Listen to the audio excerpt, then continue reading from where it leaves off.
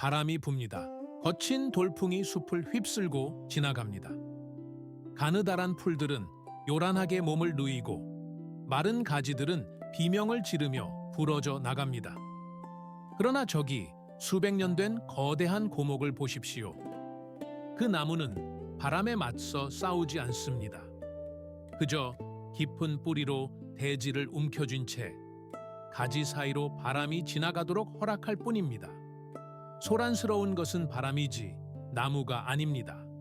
오래전 붓다가 숲에서 사람들에게 진리를 전하고 있을 때였습니다. 군중 속에서 한 남자가 불쑥 튀어나왔습니다. 그는 분노에 찬 얼굴로 붓다를 향해 입에 담지 못할 욕설을 퍼부었습니다. 붓다가 거짓으로 사람들을 현혹한다며 소리쳤고 그의 침이 튀길 정도로 모욕적인 말들이 쏟아졌습니다. 제자들은 당장이라도 달려들 기세로 분노했습니다. 그러나 붓다는 그저 고목처럼 고요히 앉아 그 소음이 지나가기를 기다렸습니다. 한참을 소리치던 남자는 붓다가 아무런 반응도 하지 않자 제풀에 지쳐 숨을 헐떡이며 입을 다물었습니다. 정적이 흐르자 붓다가 천천히 눈을 들어 남자에게 물었습니다. 그대여, 만약 그대가 누군가에게 선물을 주었는데 상대가 그 선물을 받지 않는다면 그 선물은 누구의 것입니까? 남자는 퉁명스럽게 대답했습니다. 그야 내 것이지, 내가 샀으니까. 붓다는 여튼 미소를 지으며 말했습니다. 맞습니다. 나 또한 그대가 방금 쏟아낸 그 욕설과 비난을 조금도 받지 않았습니다. 그러니 그 말들은 오롯이 그대의 것입니다. 우리는 이 오래된 이야기 앞에서 잠시 멈춰야 합니다. 우리는 흔히 모욕이 날아오면 그것이 내 가슴에 박히는 것이 당연하다고 생각합니다. 하지만 붓다는 전혀 다른 차원의 진실을 보여줍니다. 상처는 던지는 사람의 손에 달려있는 것이 아니라 그것을 받겠다고 결정하는 우리의 마음에 달려있다는 것입니다. 하지만 우리는 붓다가 아닙니다. 이것이 우리의 비극이자 고통의 시작입니다. 우리는 매일 아침 눈을 뜨자마자 전쟁터로 나갑니다. 출근길 만원 지하철에서 누군가 툭 치고 지나갈 때 올라오는 짜증, 사무실 공기 속에 섞여 있는 상사의 날 선 한마디, 혹은 친구라고 믿었던 사람의 무심한 카카오톡 메시지 하나에 우리는 너무나 쉽게 무너집니다. 특히 우리 사회는 타인의 시선이라는 거대한 감옥 속에 있습니다. 남들에게 내가 어떻게 보일까? 내 체면이 구겨지지는 않았을까? 뒤처지는 것은 아닐까 하는 불안이 안개처럼 우리를 감싸고 있습니다. 우리는 상처받지 않기 위해 마음의 갑옷을 두껍게 입습니다. 웃고 있지만 속으로는 울고 있고, 괜찮다고 말하지만 밤이 되면 천장만 바라보며 낮에 들었던 그 말을 곱씹습니다. 방어하려 애쓸수록 우리는 더 긴장하게 되고, 팽팽하게 당겨진 줄처럼 작은 충격에도 툭 하고 끊어질 위기에 처해 있습니다. 현대 사회는 우리의 이 불안을 해결해주지 못합니다. 오히려 더 많은 연결을 강요하며 더 많은 비난의 화살 앞에 우리를 노출시킵니다. 스마트폰의 알림음은 때로는 심장을 찌르는 화살촉처럼 느껴집니다. 우리는 지쳤습니다. 몸이 지친 것이 아니라 날아오는 화살들을 막아내느라 영혼이 탈진한 것입니다. 그래서 오늘 우리는 잠시 멈춰서야 합니다. 밖에서 날아오는 화살을 막는 법이 아니라 당신의 마음을 관역이 아닌 바람이 통과하는 허공으로 만드는 법을 이야기하려 합니다. 이 여정은 당신의 지친 영혼에 건네는 따뜻한 차 한 잔과 같습니다. 이 이야기가 계속 이어질 수 있도록 마음의 문을 여는 구독과 좋아요라는 작은 불을 켜주십시오. 우리가 함께 만드는 이 고요한 숲으로 당신을 초대합니다. 이제 첫 번째 지혜의 숲으로 걸어 들어가 봅니다. 우리의 마음을 가장 괴롭히는 것은 무엇일까요? 초기 불교 경전인 살라경에는 우리의 고통을 정밀하게 해부하는 놀라운 비유가 등장합니다. 바로 두 번째 화살의 비유입니다. 붓다는 이렇게 말합니다. 어리석은 자는 첫 번째 화살을 맞고 괴로워하며 곧이어 두 번째, 세 번째 화살을 스스로에게 쏜다. 이것이 무슨 의미일까요? 우리의 일상을 들여다봅시다. 회사에서 상사에게 질책을 들었다고 가정해 봅시다. 자네는 일을 왜 이렇게 처리하나? 라는 그 말 한마디. 이것은 첫 번째 화살입니다. 이 화살은 사건 그 자체이며 물리적인 현상입니다. 이미 일어난 일이고 피할 수 없는 통증입니다. 아픕니다. 기분이 상하고 얼굴이 붉어집니다. 여기까지는 인간이라면 누구나 겪는 자연스러운 반응입니다. 붓다조차도 육체적인 고통이나 외부의 사건 자체를 부정하지는 않았습니다. 문제는 그 직후에 일어납니다. 상사는 이미 자기 자리로 돌아갔고 상황은 끝났습니다. 첫 번째 화살은 이미 바닥에 떨어졌습니다. 그런데 우리는 집에 돌아오는 길 내내 그 장면을 머릿속에서 다시 재생합니다. 내가 그렇게 무능한가? 저 사람은 나를 싫어하는 게 분명해. 동료들이 다 들었는데 얼마나 창피한가? 이러다 승진해서 누락되면 어쩌지? 나는 왜 항상 이 모양일까? 보십시오. 상사는 한 번 말했을 뿐이지만 당신은 그 말을 마음속에서 100번, 1000번 반복해서 재생하고 있습니다. 샤워기 물줄기 아래서도, 불 꺼진 침실에서도 당신은 스스로에게 맹렬하게 화살을 쏘아대고 있습니다. 이것이 바로 두 번째 화살입니다. 첫 번째 화살은 남이 쏘았지만 그보다 훨씬 더 아프고 독이 묻은 두 번째 화살은 바로 나 자신이 쏘고 있는 것입니다. 우리의 고통 중 10%가 사건 그 자체라면 나머지 90%는 그 사건을 해석하고 비하하고 불안해하며 만들어낸 2차적인 고통입니다. 우리는 이것을 반추라고 부릅니다. 소가 먹이를 되새김질하듯 우리는 고통을 끊임없이 되새김질하며 마음을 갉아먹습니다. 이 내면의 소용돌이, 이 끔찍한 보라잼, 판트로포라겜 속에서 우리는 점점 더 깊은 수렁으로 빠져듭니다. 현대인들이 겪는 만성적인 우울과 불안은 대부분 이 두 번째 화살에 중독되어 있기 때문입니다. 우리는 끝나버린 과거를 현재로 끌고 와서 지금 이 순간의 평화를 난도질합니다. 그렇다면 어떻게 해야 할까요? 어떻게 이 끔찍한 자해를 멈출 수 있을까요? 해답은 의외로 단순하지만 깊은 수행을 필요로 합니다. 바로 사실과 해석을 분리하는 것입니다. 누군가 당신에게 거슬리는 말을 했을 때 그 순간 멈추십시오. 그리고 마음속으로 건조하게 사실만을 읊조리십시오. 아, 지금 큰 소리가 들렸다. 혹은 저 사람이 화를 내는 모습이 보인다. 그것으로 끝입니다. 거기에 나는 모자란 사람이야 라는 꼬리표를 붙이지 마십시오. 그 꼬리표가 바로 두 번째 화살입니다. 마치 텅 빈 방 안에서 종이 울리는 것과 같습니다. 종소리는 딩 하고 울릴 뿐 나는 슬픈 종소리야 라고 말하지 않습니다. 소리는 그저 공기의 진동일 뿐입니다. 타인의 말도 마찬가지입니다. 그것은 공기를 타고 당신의 고막을 울리는 파동에 불과합니다. 그 파동에 모욕이라는 이름을 붙이고 상처라는 의미를 부여하여 가슴에 꽂는 것은 슬프게도 바로 우리 자신입니다. 첫 번째 화살만 맞으십시오. 그것만으로도 충분히 아픕니다. 굳이 스스로를 향해 활시위를 당기지 마십시오. 당신은 이미 충분히 고생했습니다.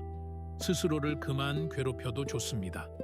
이어서 우리는 더 깊은 철학적 질문으로 나아갑니다. 도대체 상처받는 나란 무엇일까요? 불교의 가장 심오한 가르침 중 하나인 무아 에이나타, 즉 나라는 실체는 없다는 개념을 통해 우리는 마음의 방패를 내려놓는 역설적인 치유를 경험하게 됩니다. 상상해 보십시오. 안개가 자욱한 강가의 작은 배 한 척이 떠 있습니다. 당신은 그 배 위에 앉아 강물을 거슬러 올라가고 있습니다. 그런데 저 앞 짙은 안개 속에서 다른 배 하나가 당신의 배를 향해 빠르게 다가옵니다. 당신은 소리칩니다. 이봐요, 방향을 틀어, 부딪히겠어. 하지만 상대방 배는 멈추지 않고 그대로 다가와 당신의 배와 쾅 하고 부딪힙니다. 당신은 화가 머리끝까지 나서 상대를 향해 욕설을 퍼부으려 일어납니다. 도대체 눈을 어디다 두고 다니는 거야? 그런데 그 순간 당신은 멈칫합니다. 당신의 배와 부딪힌 그 배는 비어 있었습니다. 밧줄이 풀려 강물에 떠내려온 빈 배였던 것입니다. 방금 전까지 끓어오르던 분노는 어디로 갔습니까? 상대가 빈 배라는 것을 아는 순간 분노는 연기처럼 사라집니다. 왜냐하면 화를 낼 대상이 없기 때문입니다. 이 우화는 장자의 이야기이기도 하지만 불교의 무아 사상과 깊게 맞닿아 있습니다.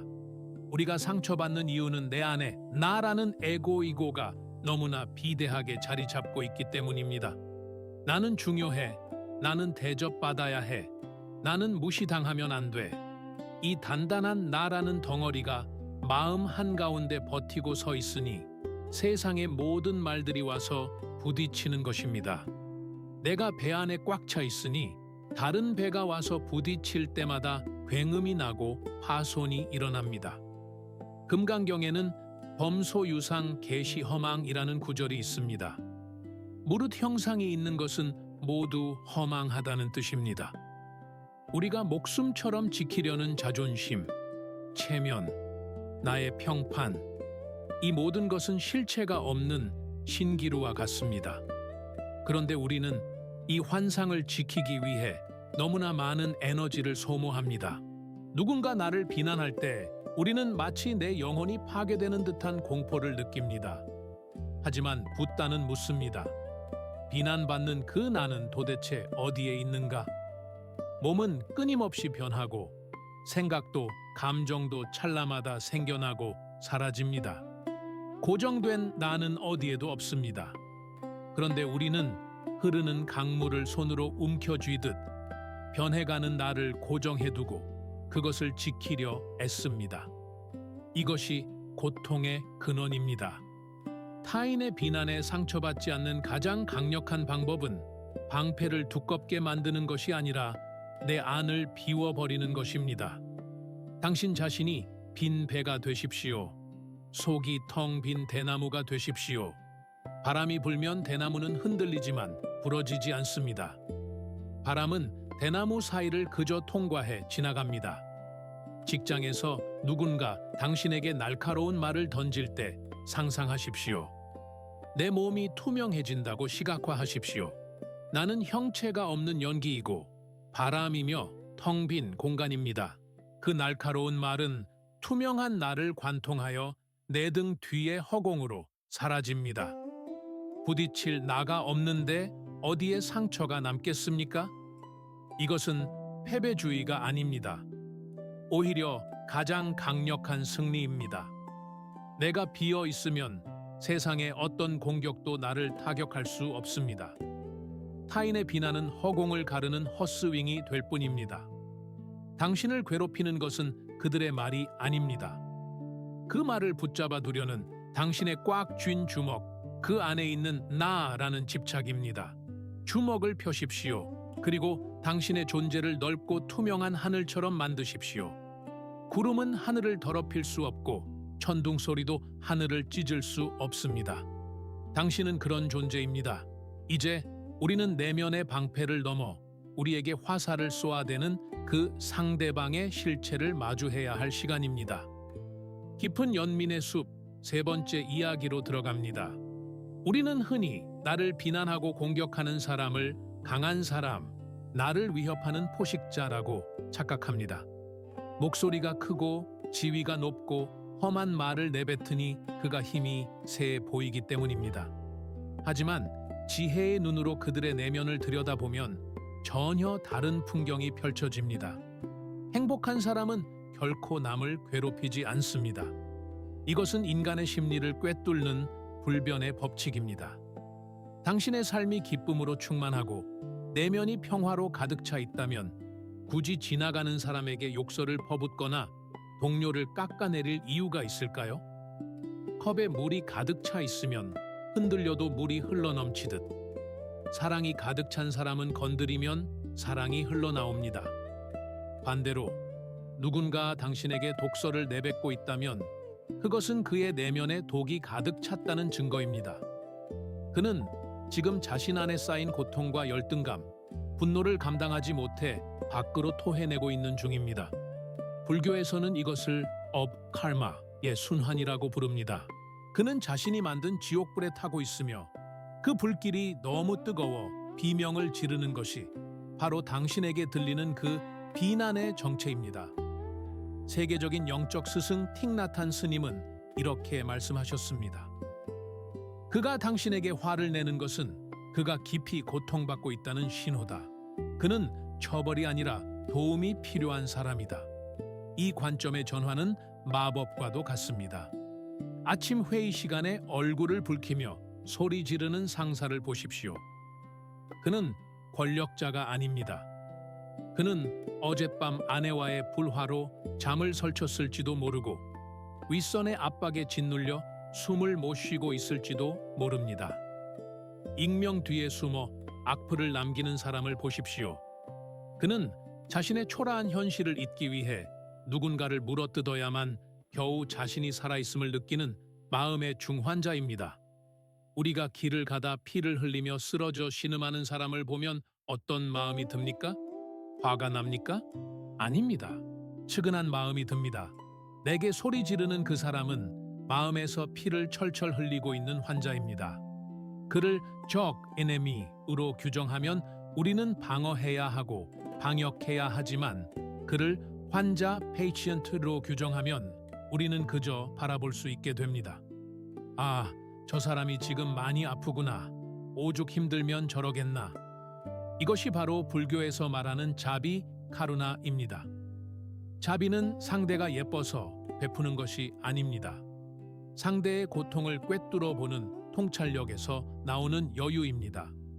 다음에 누군가 당신을 공격해 올 때 마음속으로 조용히 합장하십시오. 그리고 이렇게 읊조리십시오. 당신이 평안해지기를, 당신 안의 고통이 치유되기를. 이것은 상대를 위한 기도가 아닙니다. 바로 당신 자신을 위한 방어 기제입니다. 상대를 환자로 바라보는 순간 그의 독화살은 힘을 잃고 바닥으로 뚝 떨어집니다. 당신은 연민이라는 높은 언덕 위에 서서 아래에서 허우적대는 그를 내려다보는 존재가 됩니다. 당신은 그들의 지옥에 동참하지 않음으로써 그들을 이기는 것입니다. 그럼에도 불구하고 우리 안에는 억울함이 솟구칩니다. 내가 왜 참아야 해? 갚아줘야 하는 거 아니야? 라는 반발심이 고개를 듭니다. 이것이 바로 우리가 탐구해야 할 네 번째 기둥, 침묵의 위대함입니다. 우리는 흔히 침묵을 패배나 약함으로 오해합니다. 할 말이 없어서 가만히 있는 것이라고 생각합니다. 하지만 진정한 침묵은 가장 큰 천둥소리와 같습니다. 그것은 움직이지 않는 마음, 즉 부동심, 부동신의 표현입니다. 물리학에는 작용과 반작용의 법칙이 있습니다. 내가 벽을 주먹으로 치면 벽도 똑같은 힘으로 내 주먹을 칩니다. 인간관계도 마찬가지입니다. 상대가 비난의 에너지를 던졌을 때 내가 화를 내며 맞받아치면 어떻게 됩니까? 나는 상대의 파동에 내 파동을 일치시키는 것입니다. 두 개의 파도가 부딪혀 더 거대한 폭풍을 만들어냅니다. 이것은 상대가 원하는 게임의 규칙 속으로 내가 걸어 들어가는 꼴입니다. 법구경은 우리에게 서늘한 진리를 전합니다. 승리는 원한을 낳고 패배는 괴로움에 눕는다. 승패를 벌인 고요한 사람은 행복하게 산다. 말싸움에서 이기는 것이 진짜 승리일까요? 당신이 논리로 상대를 짓밟고 더 표독스러운 말로 상대의 입을 다물게 했다고 칩시다. 그 순간의 쾌감은 찰나입니다. 곧이어 찾아오는 것은 찜찜함과 상대방이 품게 될 더 큰 원한입니다. 그것은 끝나지 않는 전쟁을 예약하는 것과 같습니다. 당신의 소중한 생명 에너지를 고작 그 사람을 이기는데 소모하지 마십시오. 해명하고 변명하고 설득하려 애쓰는 그 에너지를 아껴서 당신의 마음을 돌보는 데 쓰십시오. 반응하지 않는 힘은 상대를 무력하게 만듭니다. 허공에 주먹질을 해본 적이 있습니까? 아무리 세게 휘둘러도 타격감이 없으면 주먹을 뻗은 사람의 어깨만 탈골될 뿐입니다. 당신이 침묵으로 반응하지 않으면 상대가 던진 부정적인 에너지는 갈 곳을 잃고 다시 상대에게로 반사되어 돌아갑니다. 침묵은 단순한 입 다툼이 아니라 거대한 거울이 되어 상대를 비추는 행위입니다. 현대 사회에서 이 침묵의 수행은 아주 구체적인 3초의 멈춤으로 적용될 수 있습니다. 누군가 당신을 자극하는 카카오톡을 보냈을 때, 혹은 회의실에서 공격적인 질문을 받았을 때, 우리의 본능은 0.1초 만에 반응하려 합니다. 바로 그때가 수행의 순간입니다. 입을 떼거나 전송 버튼을 누르기 전에 딱 3초만 숨을 들이마시십시오. 하나, 둘, 셋. 이 짧은 3초의 공백은 기적을 만듭니다. 이 시간은 감정의 뇌 편도체가 이성의 뇌 전두엽으로 권한을 넘기는 시간입니다. 이 말을 해서 내가 얻을 것이 무엇인가를 판단하는 시간입니다. 호흡을 통해 우리는 자극과 반응 사이에 공간을 만듭니다. 그 공간이 넓어질수록 당신은 자유로워집니다. 침묵하십시오. 억지로 참는 것이 아니라 당신의 격이 다르기에 대꾸하지 않는 것입니다. 사자는 개가 짖는다고 해서 같이 짖지 않습니다. 그저 무심하게 갈 길을 갈 뿐입니다. 당신의 침묵이 그들의 소음보다 훨씬 더 무게감 있게 공간을 장악한다는 것을 기억하십시오. 고요함은 그 어떤 말보다 강한 카리스마입니다. 이 지혜의 숲길을 함께 걷고 있는 여러분, 잠시 멈춰서서 우리의 여정을 돌아봅시다. 우리는 이제 2가지 기둥을 더 남겨두고 있습니다. 이 깊은 울림이 당신의 마음에 닿고 있다면 지금 좋아요라는 작은 등불을 하나 켜주십시오. 구독은 우리가 다음 깨달음의 언덕으로 함께 넘어가는 약속입니다. 이제 우리는 고통을 넘어 성화, 쉥화의 단계로 나아갑니다. 진흙 속에서 어떻게 연꽃이 피어나는지 그 신비로운 연금술을 이야기하려 합니다. 이제 우리는 고통을 단순히 견디는 차원을 넘어 그것을 황금으로 바꾸는 영혼의 연금술, 5번째 기둥으로 나아갑니다. 세상 사람들은 모두 깨끗하고 향기로운 꽃길만 걷기를 원합니다. 진흙탕은 피하고 싶어 하고 오물은 혐오합니다. 하지만 불교의 상징인 연꽃을 보십시오. 연꽃은 절대로 맑은 물에서는 피어나지 않습니다. 연꽃은 가장 더럽고 악취 나는 진흙 속에 뿌리를 박아야만 비로소 세상에서 가장 청정한 꽃잎을 피워냅니다. 이것이 바로 번뇌즉보리, 번뇌가 곧 깨달음이라는 역설적인 진리입니다. 우리를 힘들게 하는 그 사람, 나를 모욕하는 그 상사는 바로 내 인생의 진흙입니다. 그들이 없으면 우리는 인격적으로 성숙할 기회를 영영 잃게 됩니다. 티베트의 위대한 스승 샨티데바는 그의 저서 입보리 행론에서 우리의 뒤통수를 치는 놀라운 가르침을 전합니다. 적, 에네미이야말로 인내를 가르쳐주는 최고의 스승이다. 생각해 보십시오. 당신을 사랑해주는 가족, 당신의 말을 잘 들어주는 친구는 당신에게 위로를 줄 수는 있지만 당신의 그릇을 넓혀주지는 못합니다. 그들은 당신의 인내심을 극한까지 시험하지 않기 때문입니다. 오직 나를 괴롭히는 사람만이 내 마음속에 숨어있는 분노와 자존심의 바닥을 보게 하고 그것을 뛰어넘게 만듭니다. 그러니 역설적이게도 나를 가장 힘들게 하는 그 사람이 나를 수행하게 만드는 가장 고마운 트레이너인 셈입니다. 물론 비난을 들으며 감사하기란 쉽지 않습니다. 하지만 우리는 그들의 말 속에서 비료를 찾아낼 수 있습니다. 누군가 당신에게 쓰레기 같은 말을 한 트럭 쏟아 부었다고 칩시다. 그중 99%는 열등감과 오해에서 비롯된 쓰레기일 것입니다. 하지만 혹시 그 속에 아주 작고 날카로운 1%의 진실이 섞여 있지는 않습니까? 나의 게으름이나 나의 실수가 아주 조금이라도 포함되어 있다면 그것을 찾아내십시오. 그 1%의 진실은 나의 성장을 위한 귀중한 걸음으로 삼고 나머지 99%의 악의는 미련 없이 버리면 됩니다. 이것이 현명한 농부의 마음입니다. 농부는 똥오줌을 더럽다고 피하지 않고 그것을 발효시켜 밭에 뿌립니다. 그러면 밭은 더욱 비옥해지고 작물은 풍성해집니다.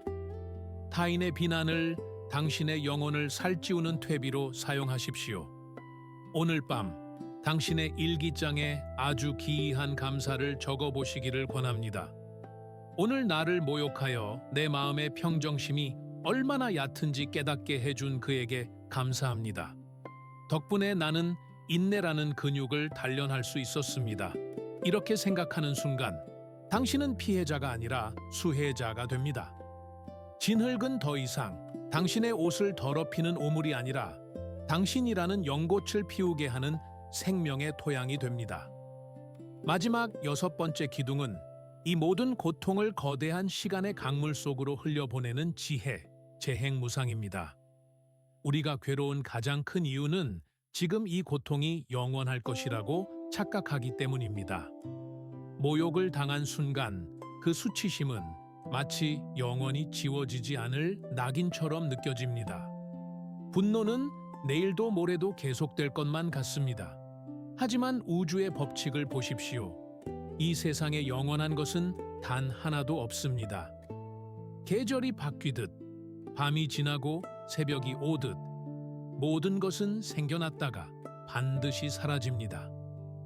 태국의 숲속 성자라 불린 아잔차 스님은 제자들에게 유리잔을 들어 보이며 이렇게 말했습니다. 나는 이 컵을 볼 때 이미 깨져 있다고 생각한다. 이 컵을 사용하는 동안은 즐겁게 쓰겠지만 언젠가 이 컵이 바닥에 떨어져 깨질 것을 알고 있다. 그래서 컵이 깨졌을 때 나는 놀라지 않고 아, 올 것이 왔구나 라고 말할 수 있다. 이것은 허무주의가 아닙니다. 모든 존재의 소멸을 미리 받아들임으로써 현재의 집착을 놓아버리는 지혜입니다. 당신의 자존심도 타인의 날 선 비판도 지금 당신을 잠 못 들게 하는 그 불안도 실은 이미 깨져 있는 유리잔과 같습니다. 그것들은 실체가 없는 구름이며 잠시 모였다가 바람이 불면 흩어지는 형상일 뿐입니다. 당신의 마음을 고인물이 아니라 흐르는 강물로 만드십시오. 고인물에는 돌을 던지면 파문이 오래 남고 흙탕물이 일어나지만 세차게 흐르는 강물에는 칼을 꽂아도 자국이 남지 않습니다. 물은 칼날을 감싸고 그저 흘러갈 뿐입니다. 과거의 상처를 붙잡아 두지 마십시오. 그것을 흐르는 물에 띄워 보내십시오. 가장 견디기 힘든 순간이 온다면 이 오래된 주문을 기억하십시오. 이 또한 지나가리라. 단순한 위로의 말이 아닙니다. 이것은 우주의 진리입니다. 지금 당신의 심장을 짓누르는 이 거대한 바위 같은 고통도 1년 뒤, 10년 뒤에는 기억조차 나지 않는 작은 모래알이 되어 있을 것입니다. 그러니 지금 너무 비장하게 아파하지 마십시오. 그저 감정이 지나가도록 길을 터주십시오. 당신은 감정 그 자체가 아니라 그 감정을 지켜보는 광활한 배경입니다. 이제 긴 여정을 마치며 우리는 다시 고요한 숲의 입구로 돌아옵니다. 오늘 우리는 6가지의 방패에 대해 이야기했습니다. 2번째, 화살을 맞지 않는 법, 나를 비우는 법, 상대를 환자로 보는 연민, 침묵의 힘, 고난을 걸음으로 삼는 지혜, 그리고 모든 것은 지나간다는 진리까지. 하지만 저는 당신이 이 모든 내용을 머리로 외우느라 애쓰지 않기를 바랍니다. 지식은 머리에 남지만 지혜는 가슴에 남아야 하기 때문입니다. 부디 오늘 단 하나의 임이지만 가슴에 품고 가십시오. 호수입니다. 당신의 마음은 길가에 고인 작은 웅덩이가 아닙니다. 웅덩이는 작은 돌멩이 하나만 던져도 흙탕물이 튀고 바닥이 드러납니다. 누군가의 말 한마디에 우리가 요동친다면 그것은 아직 우리 마음이 웅덩이처럼 얕기 때문일지도 모릅니다. 당신의 마음을 깊고 푸른 호수로 만드십시오. 아주 깊은 호수는 누군가 돌을 던져도 잠시 수면에 둥근 파문만일 뿐 곧 다시 고요해집니다. 던져진 돌은 소리 없이 바닥으로 가라앉아 호수의 일부가 됩니다. 그 돌은 호수를 더럽히지 못합니다. 오히려 호수의 깊이를 증명할 뿐입니다. 세상 사람들이 당신에게 어떤 돌을 던지든 당신은 그저 깊어지십시오. 그들의 소음보다 당신의 침묵이 더 거대해질 때 당신은 비로소 세상의 어떤 말에도 상처받지 않는 자유인이 될 것입니다. 부디 오늘 밤은 타인의 소란스러운 목소리를 끄고 당신 안에 태고적 고요를 켜십시오. 당신은 그들의 말보다 훨씬 거대하고 훨씬 신비롭고 훨씬 소중한 우주입니다. 편안한 밤 되십시오.